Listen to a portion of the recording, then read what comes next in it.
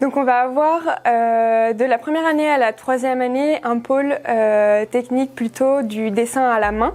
On va apprendre à utiliser tous les outils nécessaires pour un dessin à la main. Ça va être des stylos précis, du feutre précis. Ensuite, on va avoir plutôt un pôle technique CAO où on va apprendre tout l'enseignement des logiciels pour tracer des plans, des perspectives et des rendus photoréalistes. On est dans une société encore plus dans le domaine de l'architecture où l'outil informatique devient de plus en plus important, tant au niveau efficacité, précision, rapidité d'exécution. En plus de ça, donc l'intitulé du cours d'informatique ici c'est CAO-DAO, donc c'est-à-dire que DAO c'est en fait dessin assisté par ordinateur.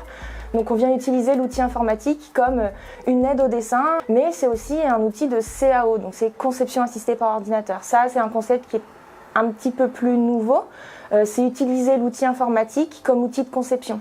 Et ensuite on va avoir le pôle technique du bâtiment. Donc dans ce pôle-là, on va voir toutes les techniques du bâtiment, comment c'est construit, comment ça marche, les différents matériaux qui sont utilisés pour la construction.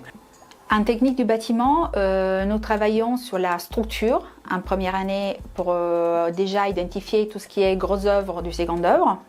En essayant de comprendre bien le vocabulaire technique et ensuite on développe les systèmes constructifs qui ont été développés tout au long des années avec les spécificités des matériaux de construction.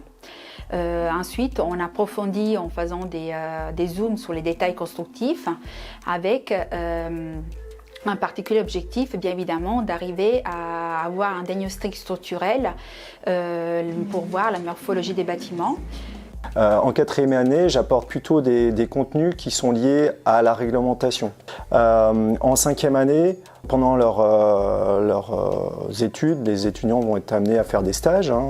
Donc ils ont été amenés à être en contact avec d'autres intervenants de l'AC de construire.